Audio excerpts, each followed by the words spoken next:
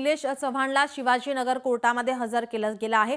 पोलिसांकडून आता निलेश चव्हाणच्या पोलीस कोठडीची मागणी करण्यात आली आहे। कसपटे कुटुंबाला बंदुकीचा धाक दाखवत धमकावल्याप्रकरणी आणि इतरही गुन्ह्यांसंदर्भात निलेश चव्हाणला अटक करण्यात आलेली आहे। नेपाळमधून त्याला अटक करण्यात आली, त्यानंतर मध्यरात्री पुण्यामध्ये आणण्यात आलेला आहे। त्याला आता काही वेळापूर्वी कोर्टामध्ये दाखल करण्यात आलं, युक्तिवाद करण्यात आलेला आहे।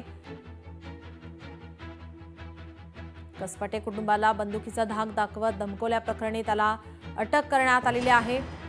पोलिसांकडून निलेश चव्हाणच्या पोलीस कोठडीची मागणी करण्यात येते। युक्तिवाद आता सध्या सुरू आहे।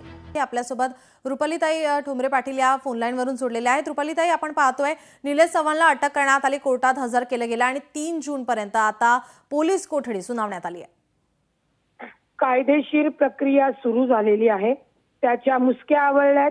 आता कसपटांनी जी तक्रार दिली होती की बाबा त्यांनी ते बंदुकीने धमकवलं होतं, त्याच्यानंतर बंदूक जप्त करायची आहे, त्याच्यानंतर हगवणे कुटुंबाचा आणि त्याचा काय संबंध होता, त्याला बाळ कुणी दिलं, का त्यांनी ते बाळ कसपटांना दिलं नाही, आणि जी काही करिश्मा हगवणे आहे किंवा जे हगवणे कुटुंब आहे त्यांच्यातला आणि या निलेश चव्हाणच्या याच्यामधला काय संवाद होता, कशासाठी त्यांनी वैष्णवीचा छळ केला, या सगळ्या गोष्टी समोर येणं गरजेचं आहे। आणि त्याच्यासाठी पोलीस कस्टडी 3 जून पर्यंत दिलेली आहे।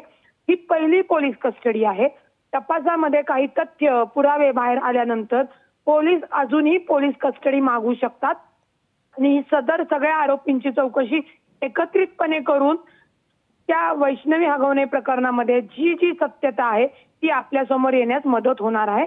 त्यामुळे मेहरबान कोर्टाने पोलिसांनी मागितल्यानुसार 3 जून पर्यंत पोलीस कस्टडी आपल्याला देताना दिसते। जी, धन्यवाद रुपालीताई आपण दिलेल्या प्रतिक्रियेसाठी। लोकशाही मराठी ऐका, पहा, जागरूक रहा।